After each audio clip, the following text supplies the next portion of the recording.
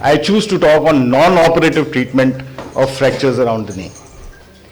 When we talk of conservative treatment, the immediate thing you think about is a orthodoxy. It somehow smells of an olden age, and the general consensus here where every bone fracture is being fixed, for the patient it is like a second-class treatment. That is what I want to point out, that this is not a conservative treatment. There is nothing conservative about it. It is simply a non-operative treatment of a fracture.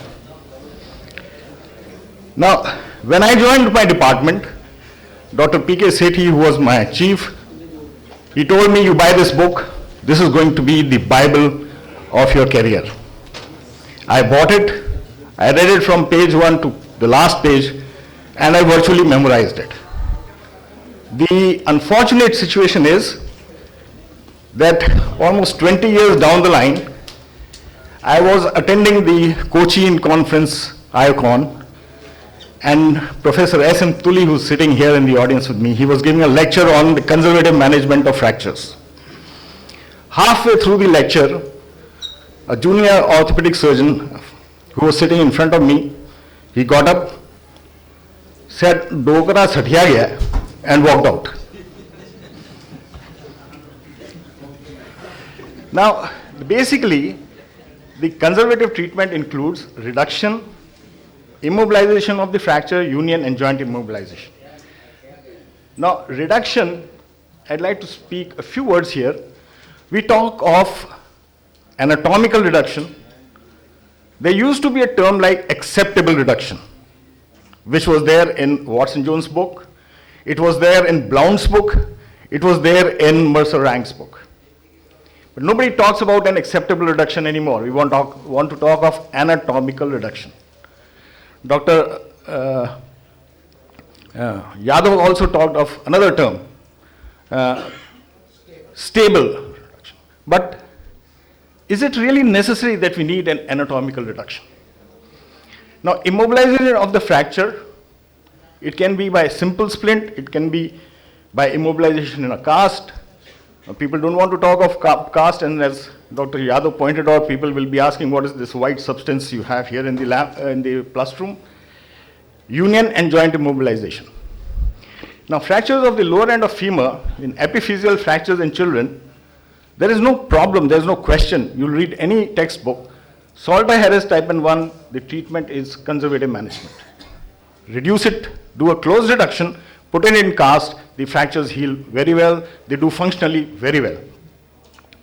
But important thing is reduction has to be done under GA. Don't just pull it in the OPD and apply the plaster. Now, in adults, what do we do? You have an AO classification, and if you look at this classification, the first 3 pictures are the ones in which you can treat it conservatively. How? Non-operative treatment, indication is undisplaced or minimally displaced fractures, apply skeletal traction or initial splinting and immobilization, limited weight bearing once the fracture becomes somewhat consolidated, transition to cast or functional brace, then a weekly or bi-weekly X-ray control for 6 weeks, and gradual and progressive weight bearing and joint immobilization. Now, in all this, the only thing which somehow may affect some of you is weekly or bi-weekly X-ray control.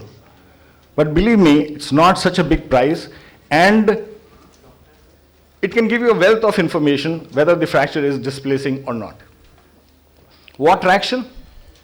This is the ordinary Russell traction which we are now. Now, as a DNB examiner, I have gone to many DNB exams and I have asked the students, what is a Russell traction? They don't know. What is a modified Russell traction? They don't know. They have not even heard of it. Now, this was the standard form of treatment for lower end femur fractures. This is the Russell's traction. Again, traction on the thigh, traction on the calf, and with an arrangement for knee flexion, you can get a very good mobility. Look at this fracture, looks terrible, lot of overriding, hamstring pull, quadriceps pull. But with traction, you can reduce it. The angulation can also be corrected on the splint. Now, this is a paper which was published in the Acta Orthopedia Belgica in 2000 by Nasser. He studied supracondylar, intercondylar, unicondylar fractures, total group of 35. You can see the various types of classification, fractures which he used. Splinting was done in 4, cast immobilization in 19. Skin traction in 3, skeletal traction and cast immobilization 9. And results, the number of splinting, 4 fractures, excellent results. Cast immobilization, 19 fractures, 11 excellent results. Skeletal traction and cast immobilization, 9 fractures with 4 excellent results. This is another study done in 1982 by Colmer, and this was published in the Acta Orthopedia Scandinavia. Elderly patients with previous disease, where it was considered that they were not the best of candidates for surgery. This is the type of fractures: unicondylar, bicondylar, supracondylar, total of 137 cases. Mean age 64.5. They had moderate trauma 83, severe trauma 52. 2 were cases in which the level of trauma couldn't be ascertained. Now look at this. These are the results. In unicondylar fractures, in 50% of the patient, walking was at 1 week, full weight bearing in 8 patients, in 50% of the patients. In 90% of the patients, full weight bearing at 14. 14 patients had full weight bearing. In supracondylar fractures, which are considered intra-articular and the most difficult, full weight bearing in 50% of the patients was achieved, and full weight bearing in 90% of the patients were achieved in 22 patients. They classified these results on the basis of what the level of mobilization and the movement. This is the criteria which they use, but the important thing is that satisfactory result was in 19 out of 22 patients of unicondylar, 24 out of 35 in bicondylar, and 15 out of 22 in supracondylar. Mean traction time 7.3 and in the bicondylar, and 6.6 in the supracondylar. Nothing very extensive immobilization or traction time. Another series published in 2008, one of the latest, operative versus non-operative management of distal femoral fractures, period 2001 to 2006, 25 patients with 29 fractures, average is 51, surgical treatment 17, non-surgical treatment 12. This is the fracture data. Non-displaced, displaced, skin breakdown, infection.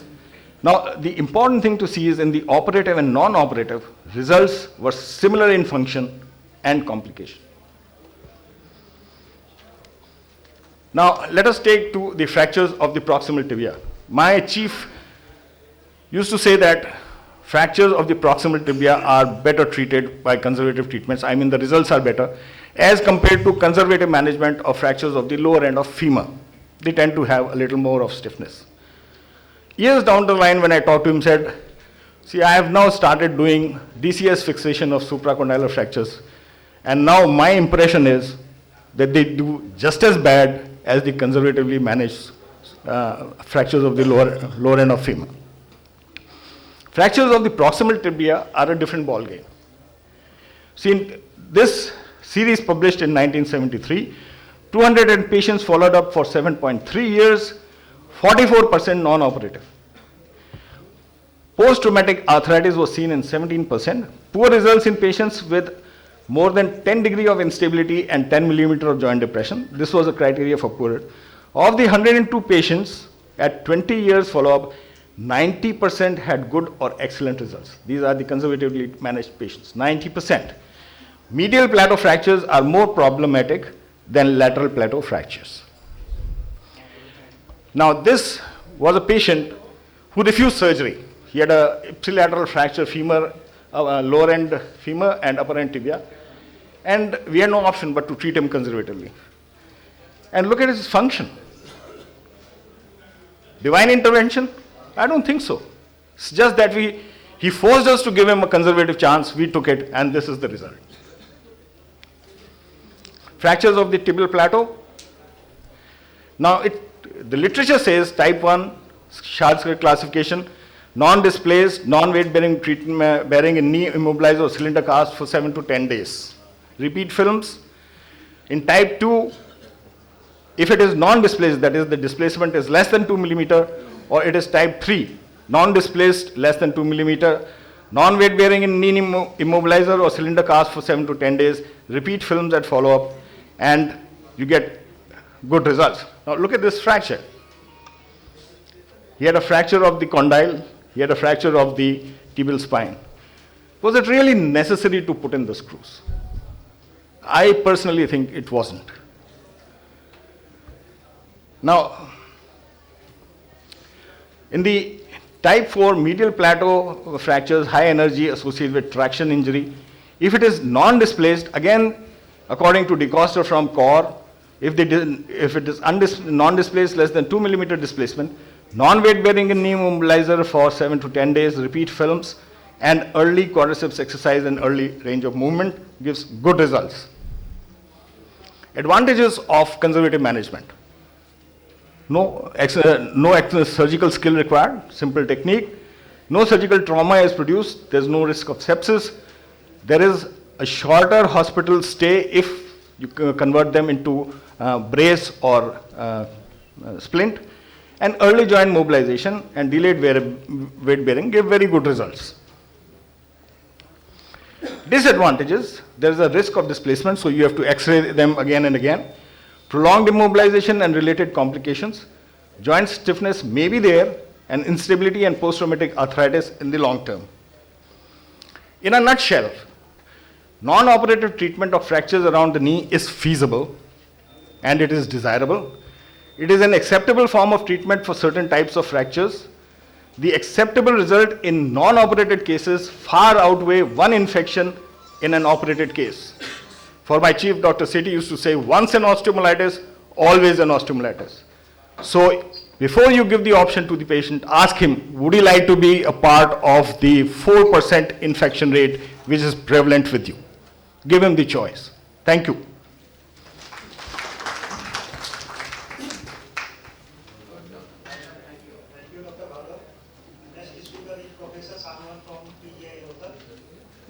The vice chancellor of the Medical University at Rohtak and a very prominent person, Dr. Sukhbir Singh Sangwan.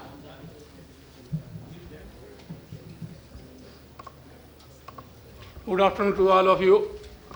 I am thankful to the audience. Actually, I was thinking that only the speakers and chairpersons and their known person, they will be coming here. I am very much surprised, but I am very happy that all of you are here. My topic is fracture both leg. Most common fracture of all long bones. I am not going to bore you with my statistics. I want to stress that what is important. Subcutaneous and hence chances of open fracture are very, very high. Distal 1/3 has a very poor blood supply. Everybody knows that the nutrient artery is here and chances of delayed union, non-union will be quite high. Bounded above by, you just see, hinge joint here and hinge joint here. But still they respond very well to the conservative treatment. Only 5% need operative treatment. But I may tell you that nowadays 95% they are being operated upon. And I will let you know why they are being operated upon. You just see, if you just see, how can you apply a cast? We are so much afraid that my clothes, they should not be spoiled. If you apply a cast from such a distance, then how can you do anything? I always say that until unless you change your clothes or you apply in the, you can say, operation theatre or otherwise, it is not possible to apply a cast. You just see, if you keep anything away, that means you have got no love for that. So that is why the mechanism of injury, you just see. And I may tell you, we should not be afraid of that we are going to treat the patient conservatively, that is why I am going to become poorer and poorer or lesser rich. No, you just see so many patients you will be getting. At least we are always overburdened with this, especially in the government medical college, that their patients they are coming. Direct violence is there, and then there is a role of external fixator also. So there is a classification. Classification, I don't want to burden you with these classification because most of the time I may tell you I have got some little bit doubt also about these classification, why they are being propagated. You just see, these are the things. And you just see, here it seems to be, there is no fracture, so that is why the importance of having two views. When you apply cast like this, so still I am not happy with this. Actually, cast must extend up beyond toes. So that is why usually they say that once you apply cast, they will be swelling. Similarly, up to metatarsophalangeal joint. Then knee joint should be flexed. Then chances of complications, they are there. Then what happens? If you apply a cast, these are the points that where you have to apply the, you can say extra cotton or extra padding. Lateral poplite, then the heel, and then the malleoli. So always try to put more of the padding there to avoid the pressure. And you just see, if you apply cast like this, so what is happening? He will have sore hair, and because the whole of the leg is hanging, so that is why they will be. And the other is that it will not possible to have counter traction. So you just see, after application of cast, and that how many bandage he has wasted. And that is why always don't try to do like this. So what is the method? Method is that you always hang the leg, and so that the gravity also acts. And try to sit on the either floor or you can say stool, which is slightly lower down rather than high. And that is why you just see chances of posterior angulation will be minimal. And you can see that if you apply cast like this, so chances of reduction will be quite high. So because weight of the leg is also helping you. Otherwise, when you are pulling, so usually within minutes, the assistants, especially you can say the younger generation who don't take anything, though usually they feel tired. And again, you just see, this is the union. Criteria for acceptable reduction. Ankle and knee joint, they should be parallel. Acceptable varus or valgus angulation about 5 degrees. 5 degrees acceptable. Anterior or posterior angulation up to 10 degrees acceptable. Shortening of 5 to 7 millimeter. I may tell you, I also become sometime examiner. So usually the examiner asks, when they are measuring these lengths in the lower limb, discrepancy, what he will say 5 millimeter. I don't agree. 5 millimeter, the other person, when you try to feel the anterior spine or the medial malleus, so 5 millimeter is nothing. 5 millimeter, at least I always say today, why I want to stress this, that whether if I suffered from such type of injury, if I am giving this choice, and if plaster is there, that whether I will like to have myself operation from somebody else or I will accept. So that is why this should be the criteria whether you like to have operation or not otherwise. So usually, then the PTB. So usually if you apply a proper PTB, chances of stiffness are minimal. And then you have to mold around the patella as well as patellar tendon. And if you don't, so if you just see there is a ulcer here, and then people they say the conservative treatment has led to lateral popliteal palsy.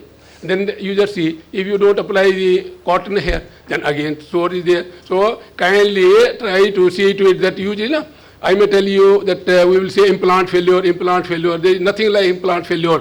Failure is of the surgeon, and similarly here, conservative treatment, this is our failure rather than of, you can say, conservative treatment or implant. Implant is poor, plaster is poor, so that is why they can't defend. So that is why don't try to blame them. So wedging, the other is wedging. Suppose there is a angulation is there. So how to manage and how to do angulation. Angulation is usually 3 to 10 days, so that when the plaster is dry. Otherwise, if you try to do it at the earliest, so usually wrinkling will take place, pressure sore will be there. So you cut the plaster on the side of the concavity, and then you remove slightly on the convex side also, and then you can do straightening. And you can see again And you just see, never try to do close wedging. No close wedging. If you try to do, then there will be too much pressure sore, and skin maceration and skin ulceration. And these are the, you just see, angulation was there, absolutely straight, absolutely straight. Strengthen the cast. Actually, I may tell you, at least in my ward, I always see, you apply plaster, you cut window, 90% chances are that the fracture will go on moving at the window side. And you just see, always try, if suppose there is a window here, always try to strengthen the cast on these sides. Always try to, so that it does not break and does not bring a bad name to the other is, suppose there is swelling, and this is true for every plaster. This is true for every plaster.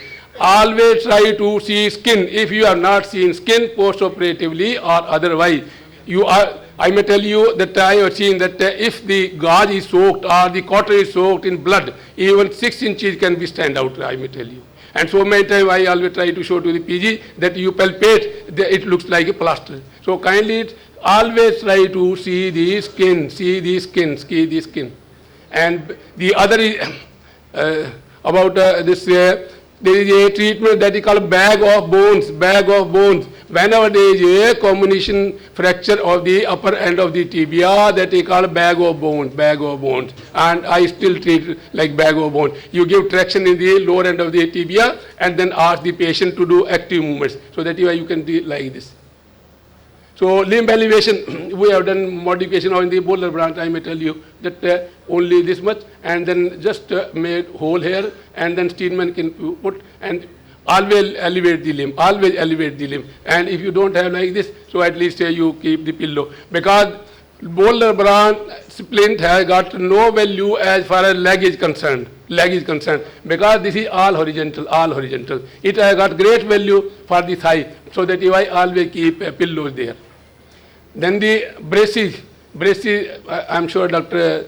Tineja is going to talk about braces. Then this 4 pins. Whenever there is a open fracture, always pass 4 pins, and they should be as near to the fracture as possible, except when there is a wound is there, don't pass through the wound, because chances of osteomyelitis are there. But they should be, because if you pass pin one here, another here, so what will happen? They will act as a lever, big lever arm, and posterior angulation will take place. So always near to the fracture site, always. And similarly, actually, I don't want to burden you that if you see, so what will happen? If you try to convince any person for having open reduction, you try to show all these, and they will always agree with this. So I just want to say that these patients can be at least tried for conservative treatment. And this is classification. I think I will go in the last. So X-ray, AP, lateral and 30-degree oblique view, they are essential. Otherwise later on, sometimes we may miss anything, and then we may be accused that you have not taken the proper X-ray. So treatment principle is, don't delay, treat the bony and ligaments injuries as far as ankle is concerned. Accurate reduction and maintaining. And never try to do, if there is a swelling, let the creases appear. If there are creases does not appear, and if you will do internal fixation by the pressure of the patient, you are going to have bad name in the sense skin necrosis is almost rule, because there is hardly any muscle mass on the medial as well as lateral side. So price, you remember price. I always see this price, and this is good for actually whenever there is an injury, whether ground or otherwise. P means pressure. Immediately whenever there is an injury, you pressurize it with your own hand or otherwise assistant. So that is why minimum hematoma. Then the rest to the part, ice fermentation, and then the compression, and last is elevation. Remember price, so chances of complication they will be less. If otherwise, if we don't remember price, then we have to pay the price. So kindly try to remember the price. So conservative treatment, cure for non-displaced type A and B injuries. Below knee posterior slab for 5 days, and then later on you can decide about the operation. For adduction and abduction, you have to mold the cast. What are the complications? These are the complications which can occur with operation as well as non-operation. So that is why we should not be too much worried about. So what is the take-home message? take home message. Fracture both bone leg can be managed conservatively provided there is a will. Actually, hardly there is a will, I may tell you. There is a peer pressure also. There is a peer pressure also, peer pressure.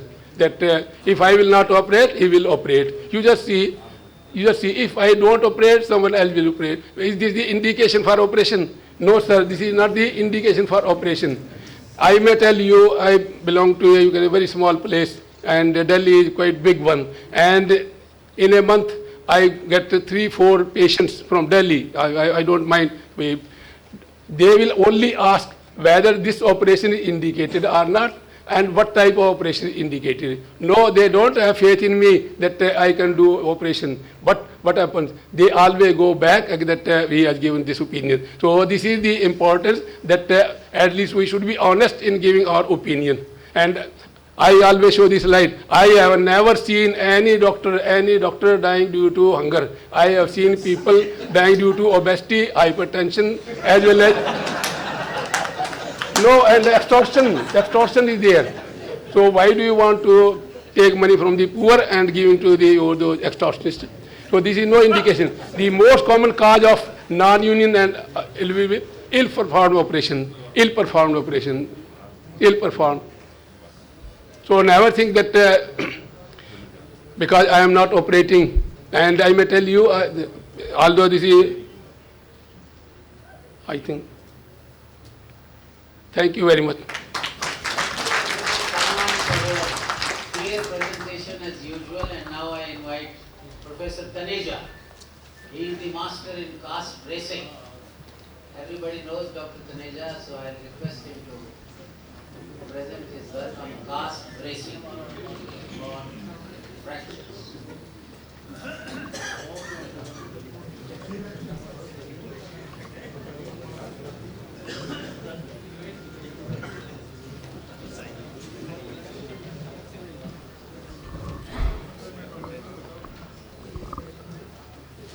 Chairperson and my dear friends, let me start with a statement.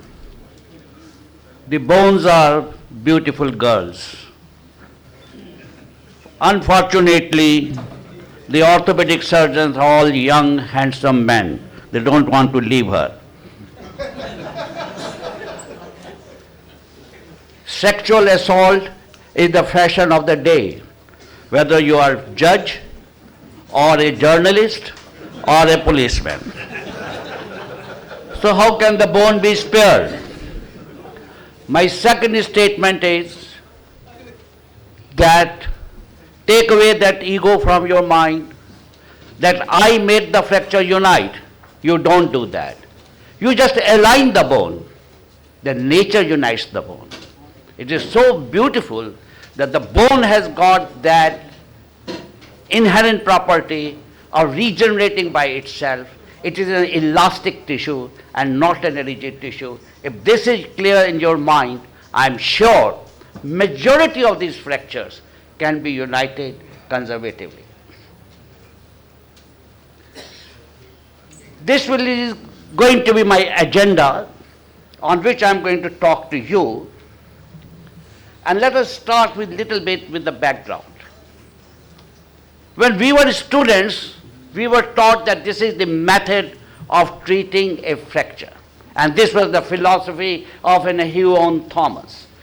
Joint above and joint below, enforced, uninterrupted, prolonged immobilization. That was the philosophy in most of the orthopedic condition. But you all know that this led to plaster disease. And this I questioned myself way back in 1972 when I had heard nothing of cast bracing, I heard nothing of who was Sarmiento, I knew nothing. I just devised my own splint and started treating them on a principle of traction and counter traction and compared leaving the joint above and below free. And to my utter surprise, the fracture united, and I presented in my Indore Orthopedic Club to my seniors after having done 5-7 cases, and I was scolded so badly, what is this method of treating? I took a step back and forgot about it. Like Dr. Tully said, the bone has been uniting from the time the human civilization is on the earth. You don't make the fracture unite. The people have used different methods to make this fracture unites. Who makes the fracture unites in an animal? They all unite. Look at these so common things in the busy wards of Irvine Hospital or Indore Medical College Hospital, people coming and walking in spikas, plaster, they can bend it, you can do this thing, and when you take their x-ray, the fracture have united. So this proves one very point. There is no question of making any rigid immobilization. How does a fracture unites in a rib? Who is applying a plaster? All the time there is a respiratory movement and still the fracture unites. So there is a difference between the rest and a little motion when one has to do this thing, and it has been proved over and over that the action is live. And this is a very famous man. I do not know, as an orthopedic surgeon, you have heard the name of Lucas Champagner. Lucas Champagner was a contemporary to the Huon Thomas in France. And do you know that whatever the Britishers did, France must do it in the opposite way. That was the basic thing. What French people did it, Britishers must do it the other way around.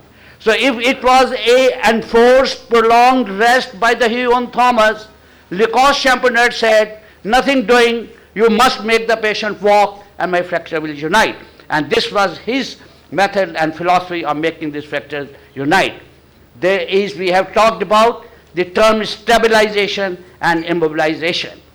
E.A. Nicol has been a very famous orthopedic surgeon of Great Britain. I want you to read this thing very carefully, how beautifully he has written. A normal method of a union in a cortical fracture is by circumferential callus. And then he says, I would doubt the wisdom of any method of treatment which achieved a primary bone union by deliberately suppressing the role of periosteum. How beautiful these lines. It talks everything about the fracture union. And still, and whatever, John Chanley. Rakesh mentioned about this great man, John Chanley. Professor Tully mentioned about this thing. And what did he say? Contrary to the popular idea, the operative treatment of fracture is much simpler than the non-operative treatment. And I always say that for treating a fracture non-operatively, you have to be an artist. For treating a fracture by surgery, you just have to be a skilled carpenter, that's all. There's nothing else. This thing. Open the bone, put a nail, that's all. Let me tell how many people can really treat the fracture conservatively. It's a very difficult job. What is the philosophy of this thing? The main mechanism of treatment is this. Once the fracture has been reduced and aligned, there is a soft tissue which is all around these things. Then there is you apply a plaster over it and you allow an early motion with this thing. When you're doing this thing, the plaster gives in a compression and the muscle gives in a hydrostatic compression over the fracture site, which keep the fracture into alignment. And when you put in a brace, you are bypassing the weight from the fracture site, because part of the weight goes from the side of the fracture. At the same time, there is a compression, there is a macromotion, you have not disturbed the vascularity of this thing. This is the philosophy of this thing. Then what are the indication and the contraindication of this thing? The majority of the fractures of the shaft humerus, I tell you, 80% or all 90% are being treated by this thing.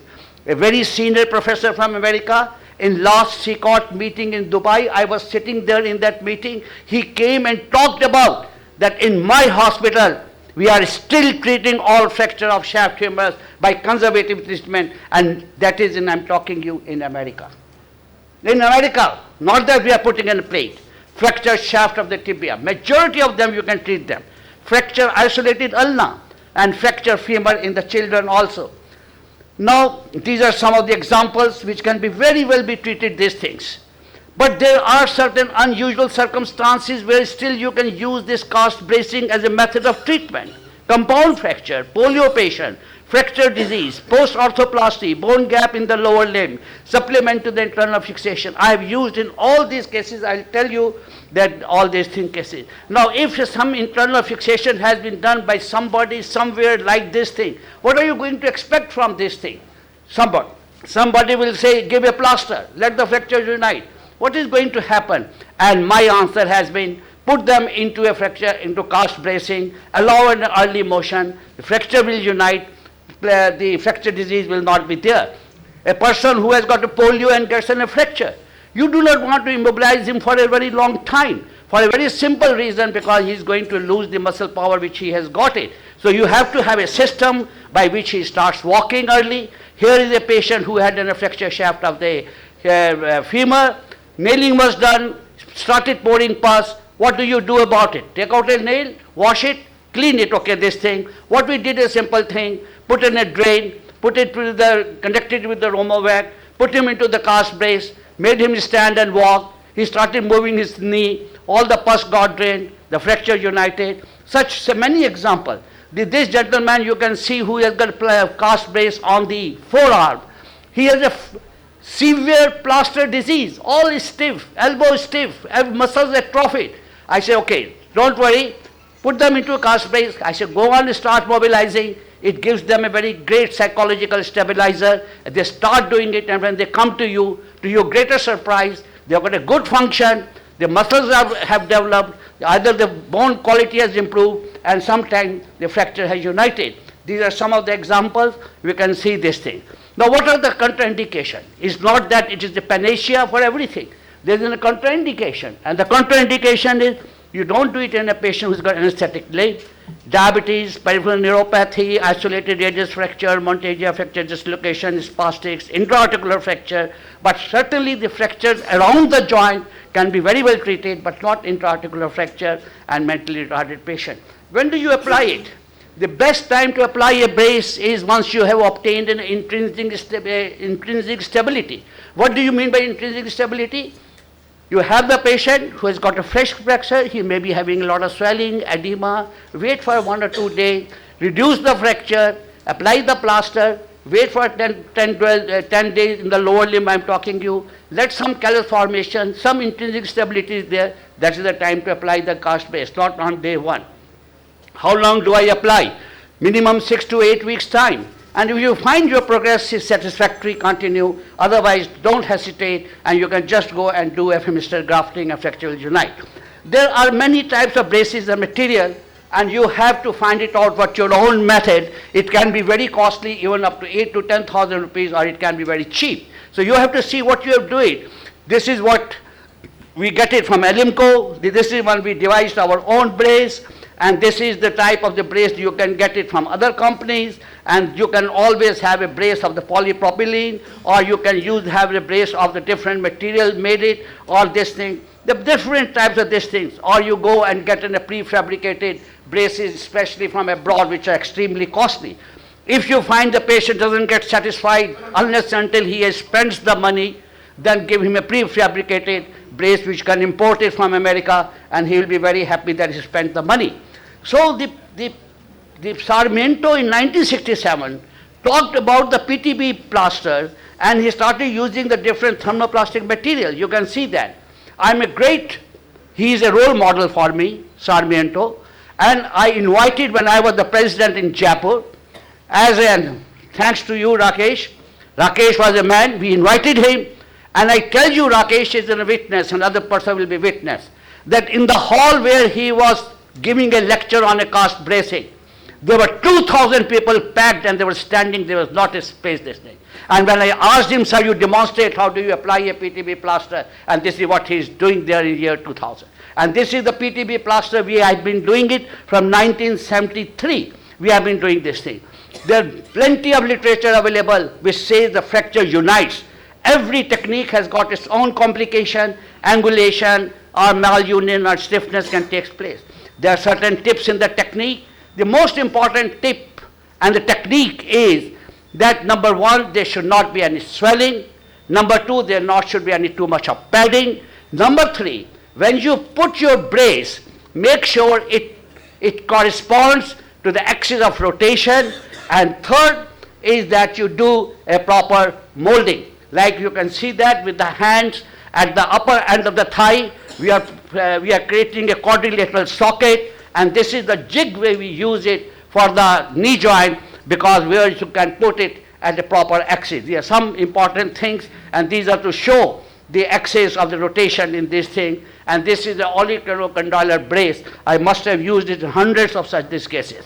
Now, no method is free of complication.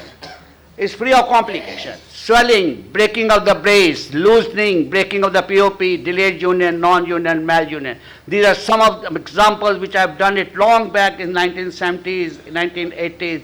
All type of complication can take place. You can see this thing. It's not that. Angulation can take place. Non-union can take place. And even in Sarmiento series, there has been but 1% only non-union in 5,000 cases. There has been a results, we have done about more than 4,000 cases, and majority of them has been in tibia and in the humerus. The results has been very satisfactory, and I have never regretted having applied the cast brace and treated this patient with this method of treatment. Some of our examples, very satisfactory results, I can tell you. All type of patient came with a bad implant fixation, put them into cast brace, the fracture will go on to unite. Excessive abundant callus formation, absolutely beautiful union that can take place. You can see these patients, and you can see how beautifully they can drive their scooter, they can lift anything, they are walking, they are moving in the market. This gentleman was in a highway taxi driver, and with this cast brace he used to go to Bombay. This other gentleman had a bilateral fracture tibia, and we used to move in this thing. I took this photograph, I met him in the market. I said, oh, what are you doing here? He this thing. And you can see all type of movements you can see the patient can do. Remove the cast brace, then you can see the muscles. You can see the function at the joints, how beautiful they have achieved the whole function, and the fractures have united. You can see how the patient looks like. There are many advantages, and the biggest advantage of this technique is that it is a very, very cost effective. You can see that what is the cost difference between the two methods of treatment. So, in my opinion, you can get a very early limb and patient rehabilitation. You can get a very early mobilization of the joints. You can get a minimal morbidity and disability, and free from complication of the operation, reduced hospital stay. It is an ideal middle path regime of great utility in an unusual circumstances. It acts as a psychological stabilizer and very easy to apply. Minimum complication, excellent result, low cost, appropriate, and very easily available everywhere. And this is, I was talking to Sarmiento, and I was asked to give a talk in a SICOT meeting in Hyderabad, this thing, please tell us, in your experience of last 40 years, is this method still relevant in the world? And my answer was, yes, Sarmiento method is still very relevant, not only in the developing country, but in the developed countries as well. And I got a good applause for this thing. And I still use FCB.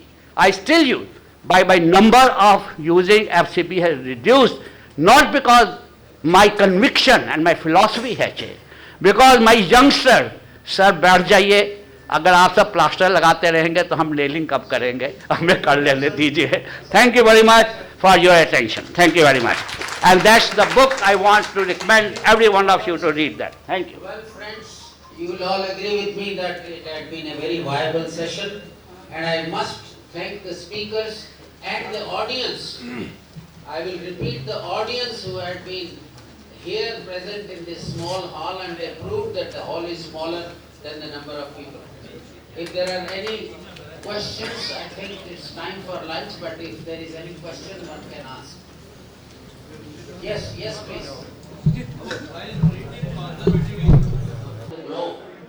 But in till the patient gets the final result. Sir, that is what I said. It should be on the web.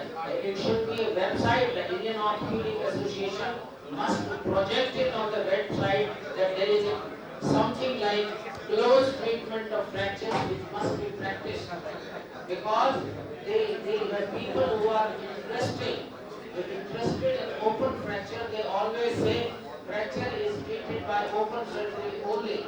No, if there is a website, people will read that conservative treatment also is a method of It is the opinion. A Sethi who told what looks simple, there is a lot of science behind it. Anything which looks simple, there's so much of science behind it. I think small word about wedging.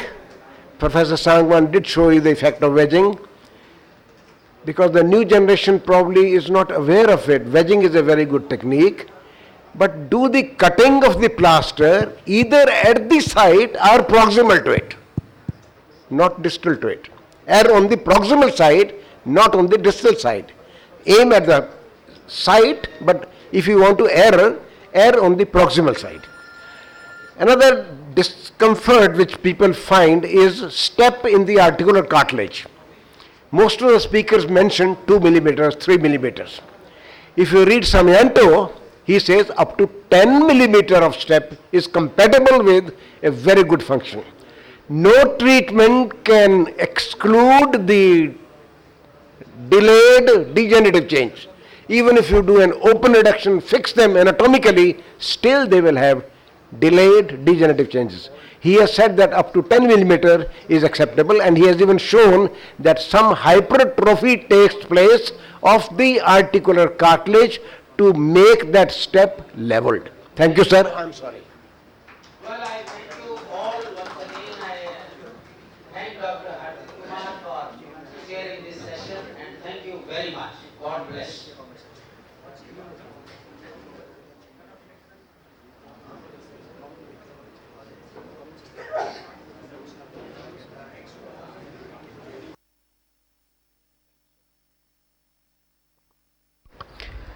Good afternoon, respected chairperson, seniors and your colleagues. First of all, I would like to thank the scientific committee of IOACON for inviting me to share my views on principles of revision total knee replacement. It's very difficult to involve all the principles in say a 10-15 minutes time, but the salient features would be discussed as of now.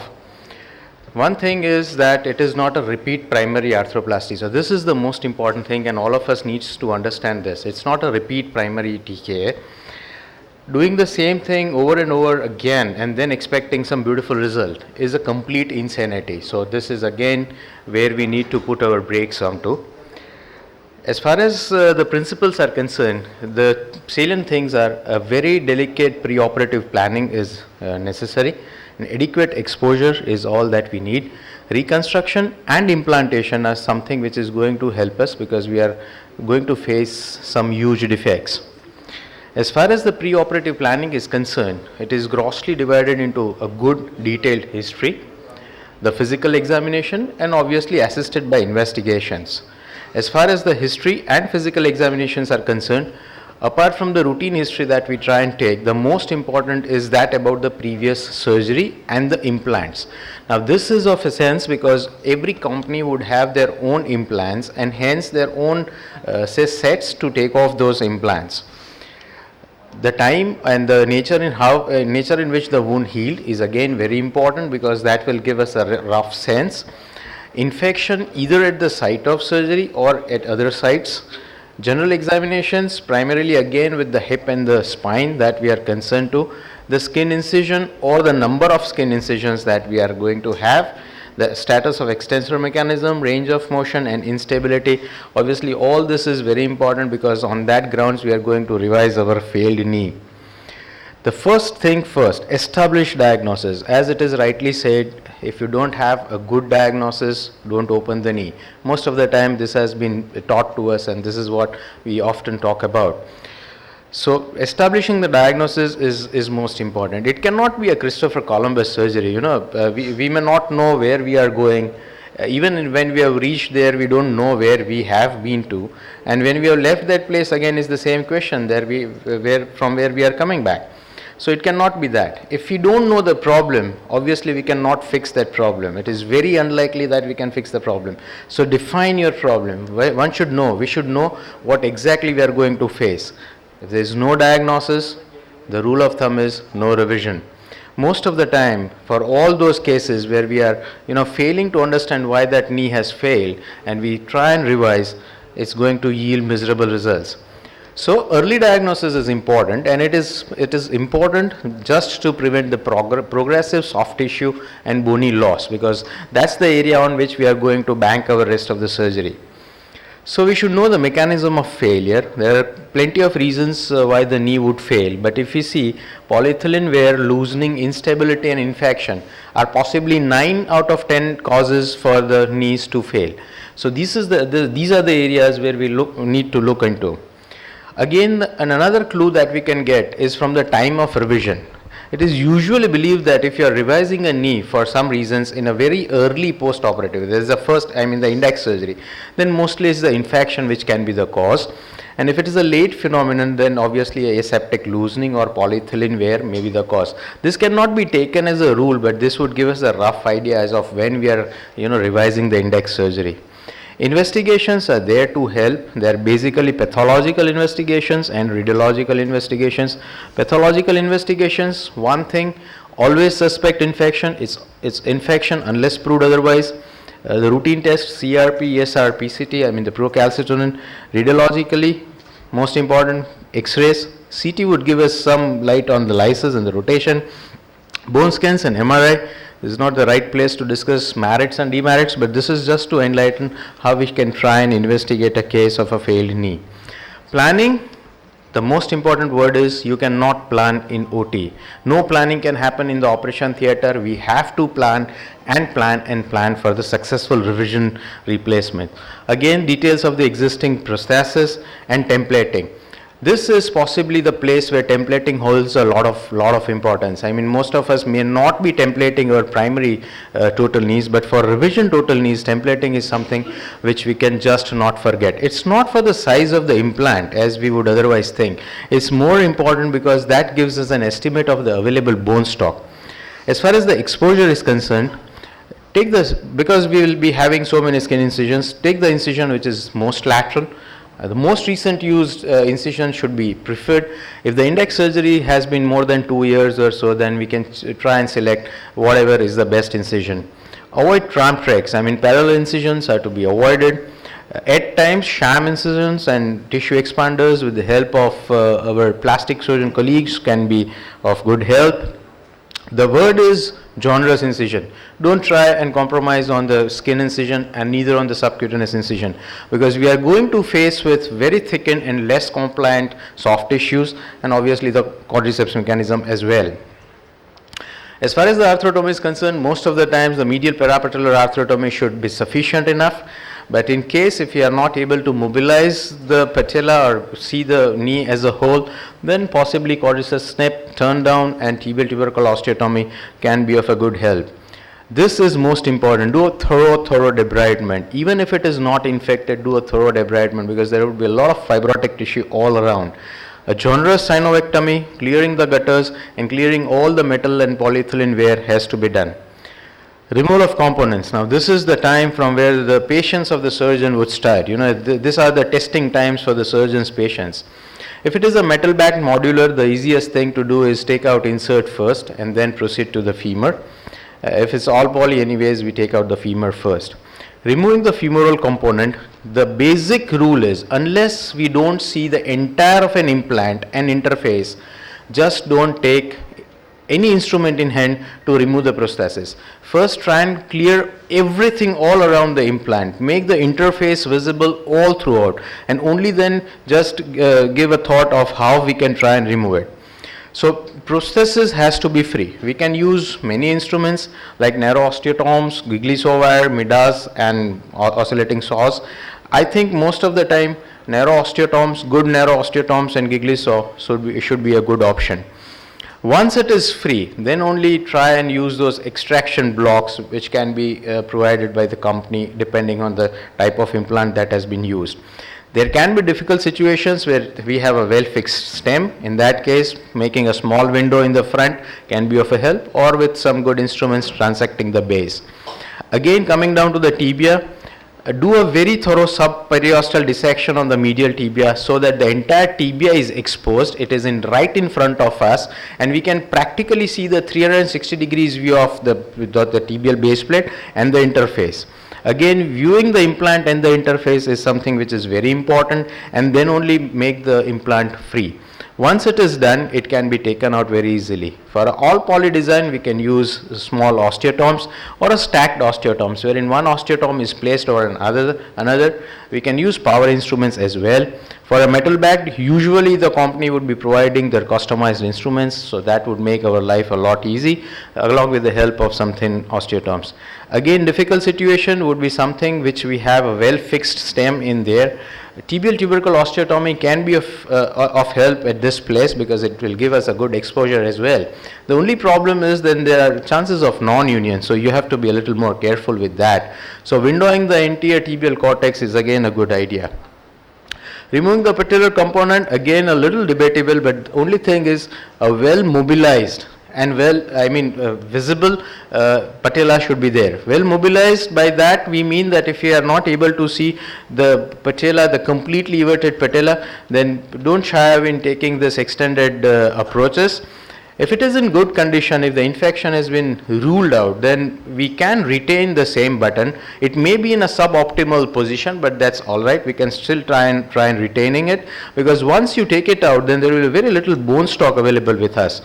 If in any case we need to remove, we can use a power instrument and just cut the lugs with that, and then the lugs can be removed by help of a rounger or a burr or something like that. So after that, this is what we are now facing on to, and this daunts any surgeon. I mean, you have a huge gap there. The moment you start finding yourself in a hole, the best thing is to stop digging. But once you have that, then there are these problems of that gap, and the problem starts first of all with stability. Suddenly you feel that the whole knee is so floppy. Then obviously we are concerned about the mobility, the fixation, the defects, and obviously the joint line. So these are the problems which all of a sudden they start crying at once, to you. So it's not only that we can go one after the other. So the best way to do is what is called as a three-step technique, or this is a very simplified technique of remembering how to reconstruct a failed knee. It starts with establishment of the tibial platform. Then we have to stabilize the knee in flexion, and then we stabilize the knee in extension. If we try and follow this and a very faithful adherence to these steps, and building one after another, should possibly help us to bring us out from this situation. First of all, establish a tibial platform. We are actually going to rebuild the entire knee and the entire revision surgery on the base of tibial platform. Why? Because tibia is constantly involved in the entire range of the motion. In extension is the distal femur, in flexion is the posterior femur, but tibia is constant all throughout. So the platform is rightly chosen word. In doing that, we have to forget the articular surface. We can square up by using the jigs. We can identify the defect and avoid any additional bone cuts. As far as the defects are concerned, they can be contained, which can be filled up with allograft or autograft. Non-contained, which we can obviously put it with a block or a wedge. It can be mixed, and it can be massive, wherein obviously we have to use a structural allograft. We can use medullary fixation, but the only thing is we have to do it with a hand reamer because we have a thin cortex. If it is not parallel, it may be because of an asymmetrical canal or a narrow rod. Once we are done with that, whatever gap is left out can be augmented with some blocks. Stabilizing in flexion, the three important thing is the size, rotation, and establishing the joint line. The commonest error that we can try, which we can make, is measure the existing bone. Once we have taken out that femur implant, the existing bone would be too small, and we would try and fix it on that existing bone, and hence would have a too small component or a thicker poly. Both of this would lead to proximal migration of the joint line and hence instability in flexion. So we have to focus on the ligaments and not on the bones. As far as the sizing is concerned, the AP dimension is measured. We can use the previous component, or we can use the radiograph of either the same knee or the opposite knee, and the status of collateral ligament is going to dictate a lot for the size. Once the residual bone at the distal femur is ignored at this stage, it's only the posterior compromised condyles which we need to look onto, because that's the AP diameter, and we can use augments, and they would help us to select the appropriately sized components. For enhancement of fixation, medullary stamps can be of a good help, but then the problem is that they start dictating the component position.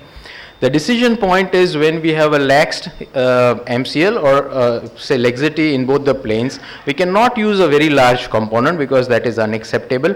So either we can go for a constrained component or we advance the collateral ligament and use the least or the non-constrained component. Now selecting that is any day better than using a constrained component. As far as rotation is concerned, all of us know that TEA, that's the transapical axis, is the best thing, and the residual posterior condylar bone is again something which we can try and refer out. For ensuring the external rotation, we can use the posterior augments, and that has to be used at the lateral condyle. Joint line, we know that the femoral component meeting at the poly is joint line. There are different methods to know the joint line, and the challenge is to match to the anatomical joint line. When a well-fixed knee is there at 90 degree, we flex the knee. The distal pole of it lies distal to the inferior pole of the patella is roughly what we call as a joint line. In revision cases, use of PS would give us a little liberty of adjusting our joint line. And when we have a choice between two poly, always select a poly which will give us an adequate patellar height. And the last thing is stabilizing the knee in extension, which is relatively easy if we have done all this. The only thing is to avoid recurvatum and flexion contractures. If there is recurvatum, we can use a distal femoral augment, and that should block our recurvatum. For flexion contracture, a small additional distal femoral cut can be of help. Thicker polys are not a great idea because then they will lead to instability in the flexion. So the extension gap has to be matched with the flexion gap. Again, the decision point is laxity in extension, which can be corrected either by a constrained component or advancing the collateral. Again, any day better is advancing the collateral and using the least constrained component.